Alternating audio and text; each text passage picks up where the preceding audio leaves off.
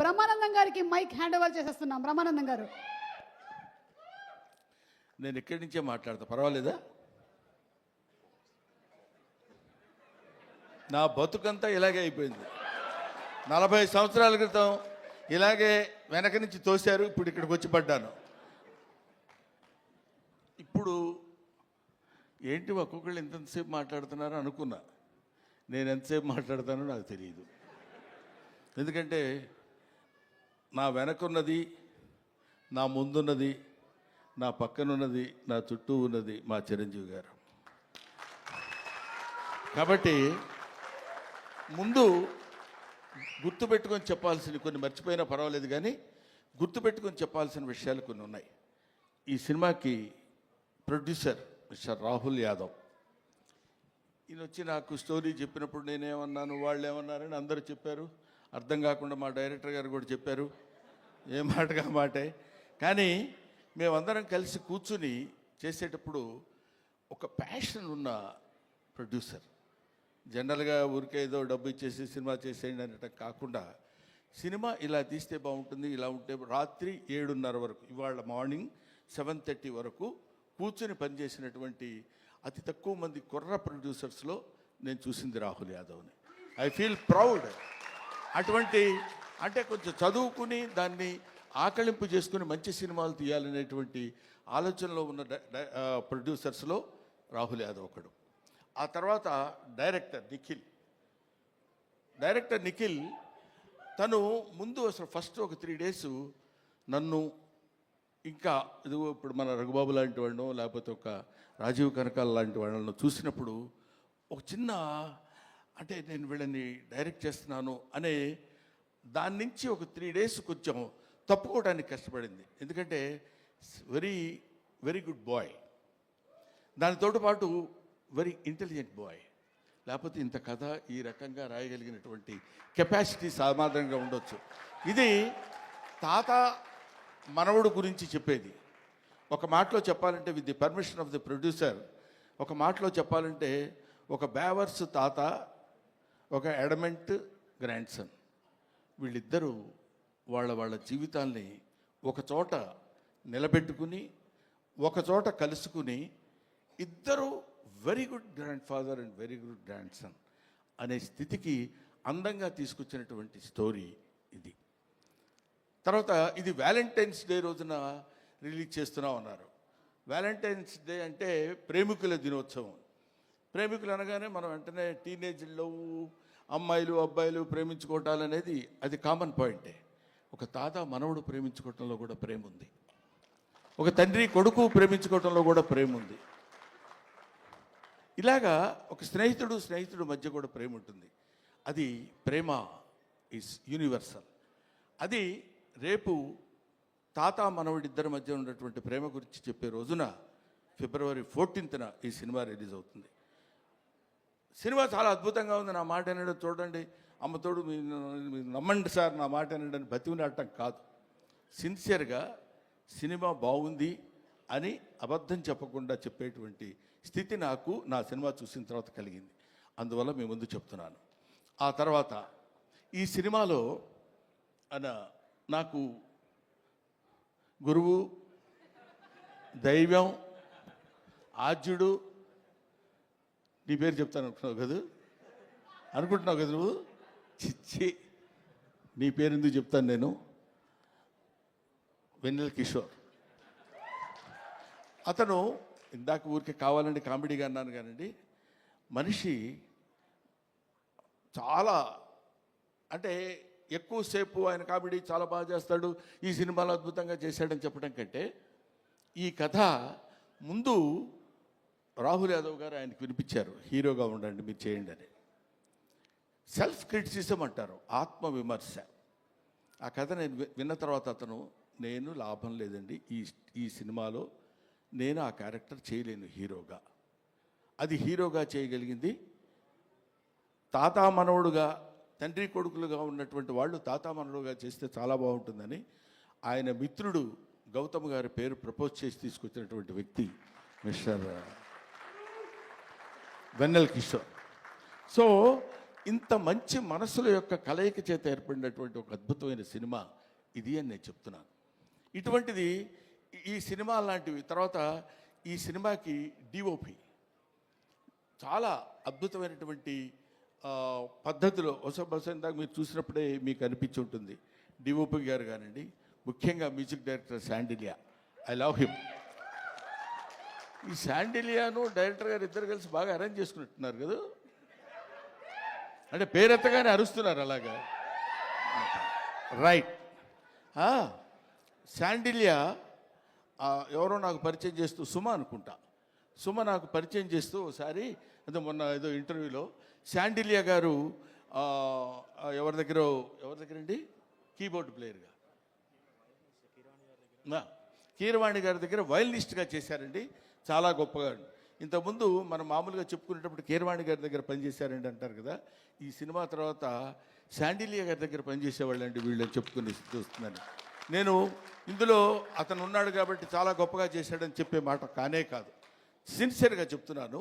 చాలా అంటే ఒక స్టాండర్డ్ మ్యూజిక్ డైరెక్టర్ అనిపించింది నాకు అది చూసిన తర్వాత. I love it. ఇది అయిపోయింది ఇంతవరకు. ఈ తర్వాత ఇంకెవరిని మిగిలిపోయారా? ఇంకెవరు మిగలలేదు. ఇంకా గెస్టుల జోలికి వచ్చేయచ్చు మనం. గెస్టులు మీరు గెస్ట్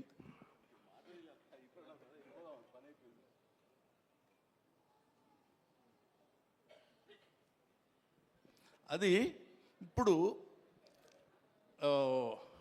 అనిల్ రావుపూడి మా అబ్బాయి చెప్పాడు ఇందాక, ఈవీవి సత్యనారాయణ గారు ప్లస్ జంజాల గారు ప్లస్ ఎస్వి కృష్ణారెడ్డి గారు ప్లస్ రేలంగి నరసింహారావు గారు వీళ్ళందరినీ ఒక మిక్సీలో వేసి గిర్రుని తిప్పితే అనిల్ రావుపూడి. వీళ్ళలో ఎక్కడ ఏది ఎంతవరకు వాడాలో అంత అద్భుతమైనటువంటి కామెడీని ఈ రోజుల్లో పండించి తనకంటూ ఒక ప్రత్యేకమైన స్థానాన్ని తెచ్చి this is the power of comedy అని ప్రూవ్ చేసినటువంటి director today, that is Anil Ravipudi. This is the power of comedy అని ఊరికే నేనేదో సౌండ్ పెంచి మాట్లాడుతున్నానని కాదు, 300 crores కలెక్ట్ చేసినటువంటి సినిమా తీసినటువంటి వ్యక్తి. సో అటువంటి అనిల్ రావుపూడి ఆయన డౌన్ టు ఎర్త్, పిలవగానే అలాగే గురుగారు డెఫినెట్గా వస్తాను అని చెప్పొచ్చారు. ఆ తర్వాత మనందరం తెలుసుకోవాల్సినటువంటి వ్యక్తి, మనకి ఆదర్శప్రాయమైనటువంటి మనిషి అని అనొచ్చు, అనటానికి పెద్ద ఏమీ ఇబ్బంది పడాల్సిన అవసరం లేదు. నాగ్ అశ్విన్ గారు, ఆయన కల్కి సినిమా డైరెక్టర్. మామూలుగా ఒక సినిమా డైరెక్షన్ చేస్తేనే అసలు డోర్ దగ్గరనే కారు ఒకటి తీస్తాడు, అది తీసి ఫ్యామిలీ అనుకుంటూ వచ్చే రోజుల్లో ఒక సినిమాలో కామెడీ క్యారెక్టర్ ఏదో చేస్తే అద్భుతంగా పండిపోతే నా అంత టోళ్ళు లేడు అనుకునే రోజుల్లో ఆయనకు ఒక కారు ఉంటుంది. అది ఎవరి కోసమో వాళ్ళందరినీ మెప్పించడం కోసం పెట్టే కారు కాదు, తన పద్ధతి, తన విధానం, తను very very very what is human being అనేది ఎలా ఉండాలో మనం నేర్చుకునేటువంటి అతి తక్కువ మంది ఈ రోజుల్లో భూమి మీద సంచరిస్తున్నటువంటి రోజుల్లో నాగ్ అశ్విన్ ఒకడు. I love him, I respect him, I admire him, everybody should admire him. ఇవాళ మనం మాట్లాడుకుంటూ చెప్పే విషయం అయిపోయారు. రఘుబాబు అనుకుంటున్నాడు నా గురించి చెప్పడేంటి, వాడు మన సుధాకర్, కమిడియన్ సుధాకర్ కొడుకున్నాడు అక్కడ బెన్నేని. వీళ్ళందరూ కొంతమంది ఉన్నారు, ఆడపిల్లల విషయం కన్ఫ్యూజ్ అవుతాను పేర్లు. మీరు మాట్లాడితే తాత తాత అంటున్నారు. నాకు చాలా సంతోషంగా ఉందండి. ఎంత సంతోషంగా ఉంది తాత అంటే. అసలు మరీ ఈ అమ్మాయి అయితే రావడం తాత అనుకుంటూ వస్తుంది సెట్లోకి. అంత మరీ వినపడేట్టు అరవక్కర్లేదులేమ్మా, తాత అనే క్యారెక్టర్ తెలుసు కదా, దానికి ఎందుకు దాని గురించి అని.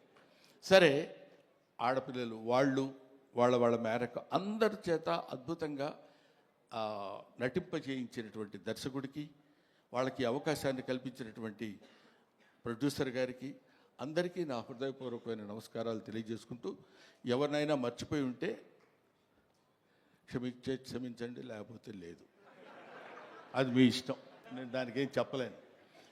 పోతే one and only that is megastar Chiranjeevi. Megastar Chiranjeevi గారి గురించి కోర్స్ ఆయన గురించి మాట్లాడటానికి నా ఒక్కడికే క్వాలిఫైడ్ మ్యాన్ అనుకుంటున్నాను. ఆయన 40 సంవత్సరాల సుదీర్ఘమైన ప్రయాణం ఆయనతో నా 4 decades. ఆయన ఖైదీ సినిమా చూడటం కోసం భీమవరంలో, అప్పుడు అత్తిరి కాలేజీలో లెక్చరర్గా చేసేవాడిని. భీమవరం వచ్చినప్పుడు పని మీద హడావుడిగా వెళ్ళిపోయి ఆ సినిమా చూసి వచ్చి ఎవడో కుర్రాడు భలే చేస్తున్నాడు రా అసలు ఏదండి అదే చెప్తున్నాను. భీమవరం నేను అత్తిలి అంటే ఒక it's neither village Nar A town కావాలనుకుంటే కొంచెం సిటీ లాంటి ప్లేస్ కావాలనుకుంటే భీమవరం వెళ్ళేవాళ్ళం. అప్పుడు నా మిస్సెస్ ప్రెగ్నెంట్గా ఉంది. ఏడ్రా ఎక్కడ ఉన్నావా? నేను గబుక్కుని ఎవరినో చూపించినట్టు ఉన్నప్పుడు తను తీసుకుని భీమవరం వెళ్ళి భీమవరంలో చెకప్ చేయించుకొని అది పాజిటివ్ వచ్చింది అనగానే గబ పరిగెట్టుకుంటూ ఆవిడని లాక్కుని ఆల్మోస్ట్, ఎందుకంటే ఆ సినిమాలో ఫస్ట్ ఫైట్ బిగినింగ్లోనే ఫైట్ ఉంటుంది, ఇది ఖైదీ ఫైట్. అంతవరకు అట్లాంటి ఫైట్ చూసిన వాళ్ళు లేరు. ఇవాళ చిరంజీవి గొప్పోడయ్యాడు, చిరంజీవి చాలా గొప్పోడయ్యాడంటే he is the trend setter. Trend setter అంటే మనం to be frank with you, fights అంటే ఒక రకంగా చూసినటువంటి వాళ్ళం, ఇదేంటి ఇలా కూడా ఫైట్స్ చేయొచ్చా, ఇలా కూడా చేస్తారా అనేటువంటి ఒక దిగ్భ్రాంతిని కలిగించినటువంటి ఆనాడు ఒక ఫైటర్, ఒక ఫైట్ మాస్టర్స్కి ఏం చెప్పాలి అనేటువంటి ఆలోచనలో పెట్టినటువంటి వ్యక్తి చిరంజీవి గారు. ఆ రోజు ఖైదీ నుంచి ఈ రోజు వరకు ఆయనతో ఎన్నో ఎన్నో ఎన్నో ఎన్నో సినిమాలు చేశాను. అది పక్కన పెడితే ఆ తర్వాత కొంతమంది, ఇప్పుడు నేను కొన్ని ఫంక్షన్స్కి ఆయనతో పాటు అప్పట్లో ఘరానా మొగుడులో అది గుంటూరులో జరిగింది, 100 days ఫంక్షన్ గుంటూరులో జరిగితే మొత్తం అంటే కనుచూపు మేరకు ఇప్పుడు ఇట్లా కూర్చున్నప్పుడు ఇది ప్యాంటు ఇది షర్టు ఇట్లాగా కనపడేది కదా, అలా కనపడలే. ఇక్కడి నుంచి చూస్తే అన్ని తలకాయలు అలా అలా అలా కదులుతున్నట్టున్నాయి, 1 ఎకరం 2 ఎకరాలు. అది Chiranjeevi charisma on the stage. అది నేను చూశాను కాబట్టి నేను ఒక్కడే ఆ విషయం చెప్పగలను. అది ఆయన కారులో లక్కీగా ఏంటంటే అప్పుడు బ్రహ్మానందం చిరంజీవి గారికి చిన్న అల్సేషన్ డాగ్లో ఉండేవాడు. అంటే ఆయన రక్షిస్తాడని కాదు, ఆయన కారు ఎక్కితే గబుకన్ డాగ్ కూడా ఎక్కి కూర్చుంటుంది. అది Brahmanandam place on those days. అక్కడి నుంచి ఆయన ఎక్కిన బస్సులో బెజవాడలో స్టే చేసి గుంటూరు వరకు వస్తున్నప్పుడు బెజవాడ నుంచి గుంటూరు వరకు జనం బస్సు పక్కన ట్రైన్స్లో దాన్ని ఏమంటారు మోటార్ సైకిళ్ళ మీద వాటి మీద వీటి మీద వెనక ఏమైనా అయిపోతామేమో అన్న భయం కూడా కలిగే రోజుల్లో అది ఆయన చరిష్మా. కాలు కదిపితే 2 రాష్ట్రాలు, ఇవాళ 2 రాష్ట్రాలు, ఒకప్పుడు ఆంధ్రప్రదేశ్ గిల్ల గిల్ల గిల్ల గిల్ల కొట్టుకునేది. చిరంజీవి డాన్స్ అంటే ఇది కదా చిరంజీవి డాన్స్ అని అనుకునేవాళ్ళు. డాన్స్ సాంగ్ చెయ్యటం అంటే that credit goes to Chiranjeevi only, one and only. ఆ తర్వాత ఫైట్స్, తర్వాత కొన్నాళ్ళు మాకు భయం వేసింది, మా బొచ్చల్లో రాయేస్తాడేమో అని. అంత బాగా కామెడీ చేస్తాడు ఆయన. అది చూడండి, అది ఏమీ ఎరగనట్టు అట్లా ఫేస్ పెట్టి ఇలా అన్నట్టు, ఎంత మేమందరం సరదాగా కామెడీ సార్ ఏ కిషోర్ నువ్వు కూడా చేసినట్టున్నావు కదా, ఏముంది సార్ అన్నట్టు ఉంటుంది. కానీ మన భయాలు మనకు ఉంటాయి. అది అనేక రకాలైనటువంటి, ఇప్పుడు ఎవరు నేర్పారమ్మ ఈ కొమ్మకు పూలిమ్మని రెమ్మకు అన్నట్టు, ఎవడు నేర్పాడు ఈయనకి హార్స్ రైడింగ్? ఎవరు నేర్పాడు? ఇవాళ నేర్చుకుంటానికి వాళ్ళ ఫాదర్ హార్స్ రైడింగ్ నేర్చుకోరా అని చెప్పి అక్కడికి పంపించరా, తనే నేర్చుకున్నాడు. కొదమ సింహంలో అలా పట్టుకుని కౌబాయ్ లాగా క్యాప్ పెట్టి చెల్లిపోతున్నాడంటే దట్ ఈస్ చిరంజీవి. అసలు బంగారు కోడి పెట్ట అన్నప్పుడు ఇదిగో ఇది 25 years బ్యాక్ చరిత్రని ఇప్పటి వరకు మీరు గుర్తుపెట్టుకుని ఉన్నారు. That is Chiranjeevi. ఊరికి నేను చిరంజీవిని పొగట్టం కోసం నేను ఇవాళ రమ్మలేదు. ఆయన ఇవాళ యాక్సెప్ట్ చేసి ఇక్కడికి వచ్చి ఏది చేసినా అదొక అద్భుతం, ఏది చేసినా అదొక ఆశ్చర్యం.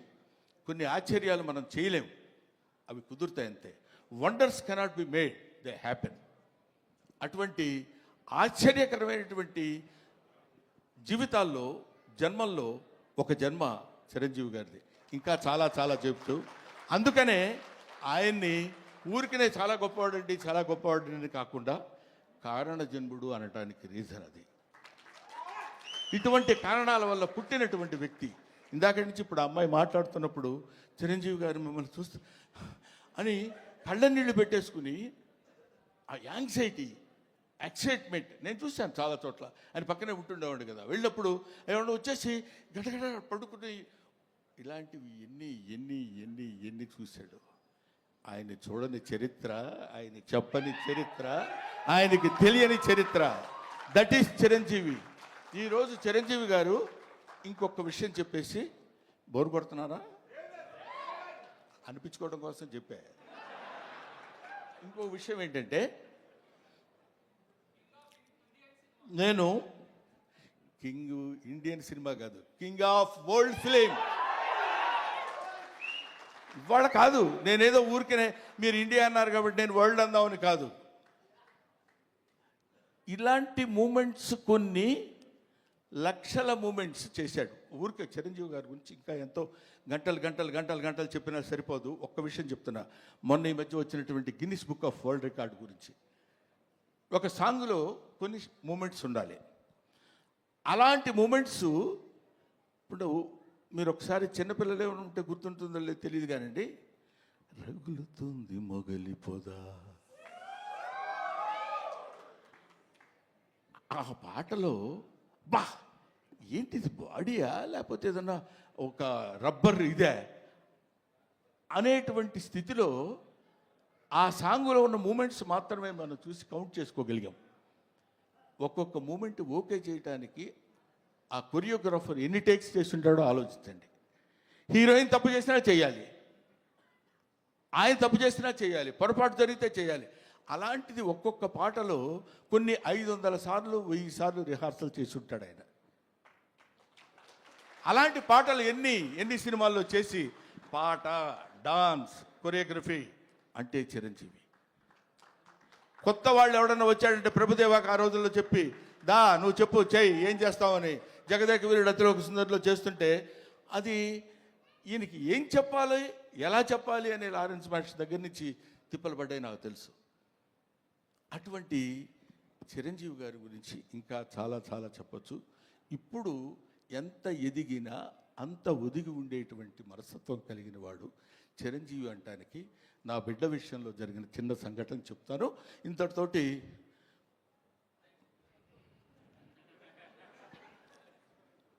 నేను ఈ సినిమాకి చీఫ్ గెస్ట్గా ఆయన్ని పిలుద్దాం అనుకుంటే సరే ప్రతిసారి మనకు తెలుసు కదా ఆయన గురుగారు మన ఇంట్లో అంటే వస్తాడు ఆయన. వీడి ప్రతిదానికి ఎక్కడ ఏదైనా రండి అంటాడేంటి అని అనుకుంటారేమో అన్న ఆలోచనతో కొంచెం తటపటాయించా. నాకు నా తమ్ముడు ఉన్నాడు ఎదురుగా, రాజా రవీంద్ర, అతనితో చెప్పా ఇట్లా మీరు ఎందుకు సార్ అలా అనుకుంటారు, ఆయన అలా అనుకోడు సార్ అన్నారు. అయినా నాకు కొంచెం చాలక ఎవరినన్నా పిలుద్దామా, ఎలాగన్నా ఎవరన్నా వస్తే బాగుంటుంది కదా అనుకుంటే ఈ విషయం తను చిరంజీవి గారికి చెప్పాడు. ఏమండి బ్రహ్మానందం అనే సినిమా వాళ్ళ అబ్బాయితో తీశాడు, యాక్ట్ చేశాడు, మిమ్మల్ని చీఫ్ గెస్ట్గా పిలవాలనుకున్నాడు. కానీ గురువుగారిని మరీ మనం ఎక్కి తొక్కేసినట్టు బాగుండదురా, ప్రతి చోటకి 9వ తారీఖు 5వ ఫంక్షన్ ఉంది, 10వ తారీఖు అయితే మళ్ళీ 11వ తారీఖు ఫంక్షన్ అంటే కొంచెం ఇబ్బందిగా ఉంటుందని అన్నాడంటే ఆ ఫోన్ ఇలాగి అని తన దగ్గర ఫోన్ తీసుకుని సడన్గా చూస్తే ఈయన ఫోన్, బ్రహ్మో రా చాలా కాలం అయింది మాట్లాడి,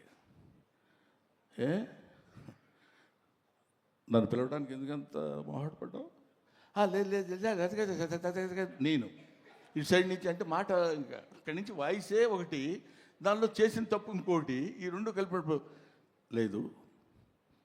గౌతమ్ నీకు బిడ్డ, నాకు బిడ్డ లాంటి వాడేరా, నువ్వేమి ఆలోచించొద్దు, నువ్వు ఎక్కడో టైము రాజా రవీందర్కి చెప్పు, నేను వస్తున్నాను, you just note it down, that is Chiranjeevi. ఆ చిరంజీవి అంతెత్తు ఒక విశ్వనట వ్యాప్తంగా వచ్చినటువంటి, విశ్వమంతా విహరించినటువంటి ఒక అద్భుతమైన వృక్షం కింద మనకి కల్పవృక్షం కింద కనపడ్డా. కల్పవృక్షం అనే పదం ఎందుకు వాడాను, పిచ్చి పిచ్చిగా ఆయన పొగట్టం కోసం మాట్లాడే మాట కాదు. ఎంతమంది వెళ్ళి చేయి జాపడిగితే ఉత్త చేతులతో పంపించిన వాడు కాదు చిరంజీవి, అది తెలుసు. అవన్నీ పక్కన పెడితే ఎవడు బాధ అంటే, ఆయన పాపం బోళా శంకరుడు అని నేనంటే ఒకసారి తిట్టాడు, నన్ను మామూలుగా తిట్టలేదు, అరవే బోళా అంటే అన్నారు. ₹1,00,000 వెళ్ళి అయ్యా కొంచెం దానం చేయండి అన్నారు అనుకో, అరే వీడు నన్ను మోసం చేయడానికి 1,00,000 అడుగుతున్నాడు రా, వీడికి 50 ఇచ్చి పంపిస్తాను. కానీ వాడికి తెలుసు వాడికి కావాల్సింది 50. అంటే ఇచ్చేటువంటి గుణం అలా ఉందంటానికి, ఇంత మనం చూస్తున్నటువంటి చిరంజీవి ఇంత గొప్పవాడు, ఇంత గొప్పవాడు, ఇంత గొప్పవాడని మనం అనుకుంటానికి, అంత విస్తరించినటువంటి ఆ చెట్టు ఎన్ని దశాబ్దాలుగా భూమితో పోరాడి పోరాడి పోరాడి తను భూమి నిండా విస్తరించుకుని పోయి, అది మనకి కనపడదు. ఆయన పడినటువంటి శ్రమ మనకి కనపడదు. ఆయన భూమిలో విస్తరించడానికి తన వేళని ఎలా అయితే లోపలికి పంపించుకున్నాడో మనకు తెలియదు. పైకి కనిపించినటువంటి ఒక అద్భుతమైన వృక్షం మాత్రమే కనిపిస్తుంది. అటువంటి మన 2 రాష్ట్రాలకి, మన భారతదేశానికి, లేకపోతే మన ఇంకొక ఇట్లాగా హద్దులు ఉన్నటువంటి వ్యక్తి కాదు చిరంజీవి. హద్దులు లేనటువంటి అమితమైనటువంటి మహనీయుడు చిరంజీవి. ఆయన వచ్చి ఆ రోజు నన్ను ఎట్లా అయితే చెయ్యి పట్టుకుని, మొట్టమొదటిసారి నేను విమానం ఎక్కింది ఆయన తీసుకెళ్ళినప్పుడే, నాకు తెలియదు అంతవరకు, చెయ్యి పట్టుకొని ఫ్లైట్ ఎక్కించి తీసుకొచ్చారు. ఇవాళ నా బిడ్డని చేయి పట్టుకుని ఇప్పుడు ఈ విమానం ఎక్కిస్తున్నారు. Thank you very much, thanks a lot. Thank you Brahmanandam గారు. అండ్ పళ్ళ సెట్ ఊడిపోద్ది. Thank you. బీబీజీ రాజు గారిని వచ్చి ఒక గిఫ్ట్ హ్యాంపర్ని ప్రజెంట్ చేయవచ్చు.